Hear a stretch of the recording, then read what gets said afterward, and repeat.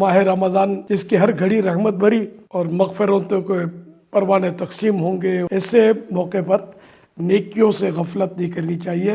حضرت سیدنا عبد الرحمن سلمی رحمۃ اللہ علیہ فرماتے ہیں، یعنی آخری وقت میں انہوں نے فرمایا اپنے کہ الحمدللہ میں اپنے رب کی رحمت سے پورا امیدوار ہوں، کیونکہ میں نے 80 رمضان اس کی رضا کے لیے روزوں میں گزارے ہیں۔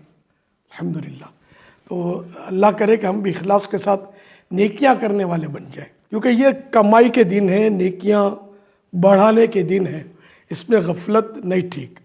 حضرت امام ابن جوزی رحمۃ اللہ علیہ فرماتے ہیں کہ جب نیکیاں کمانے کے دن رات آتے ہیں نا، تو اس وقت غفلت نہیں کرنی چاہیے، کہ جب نفع زیادہ مل رہا ہوتا ہے کاروبار میں، تو اس وقت تاجر اگر غفلت کرے گا تو پھر یہ کمائی کب کرے گا۔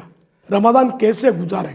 نیکیوں میں گزاریں، اللہ کی رضا والے کاموں میں گزاریں، صلہ رحمی بڑھا دیں، قرآن کریم کی تلاوت میں اضافہ ہو، اور جو قرآن کریم کی تلاوت سے محروم ہیں، نہیں کر پاتے، انہیں چاہیے کہ وہ سیکھیں۔ اس مہینے میں ایسی ترکیب کریں کہ قرآن پڑھنا کم از کم دیکھ کر صحیح طرح سے آ جائے، پھر دینی مطالعہ بڑھا دیں۔ اگر رمضان شریف سے پہلے فیضان رمضان کا مطالعہ کر لیا، میٹھا مدینہ، ورنہ جلدی رمضان شریف آ گیا ہو تو اس میں بھی اس کو کمپلیٹ کر لینا چاہیے، تاکہ رمضان شریف کی عبادتیں آپ درست کر سکیں، درود شریف کی کثرت ہو جائے، ادھر ادھر کی باتوں سے بچ کر درود شریف کی کثرت ہوتی رہے تو میٹھا مدینہ۔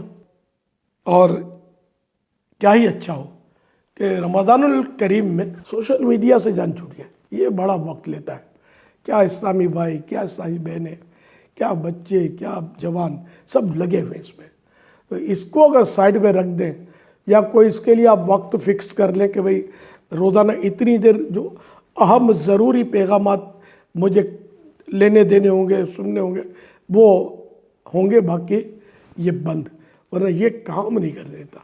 اور پھر یہ گناہوں سے بچنا، سوشل میڈیا میں جو اندر جائے اور گناہوں سے بچ جائے، بہت مشکل ہے، بڑا نقصان اس میں، نفع کا پہلو کم ہے۔ اللہ پاک ہمیں قدردان بنائے ماہ رمضان کا، نیکیاں کمانے کے دن ہے، اللہ پاک ہم سب کو نیکیاں کمانے کا حریص بنا دے، اور پیارے حبیب صلی اللہ علیہ وسلم کے صدقے میں اللہ پاک ہمیں جلدی رمضان تک پہنچا بھی دے۔ اللہم بلغنا رمضان بصحت وعافیہ۔ اللہ پاک آپ سب کو سلامت رکھے، بے حساب مغفرت آپ سب کا مقدر کرے، جب تک جئیں صرف رب کی محتاجی ہو، غیروں کی محتاجی نہ ہو، اور گناہوں سے بچ کر زندگی گزرے۔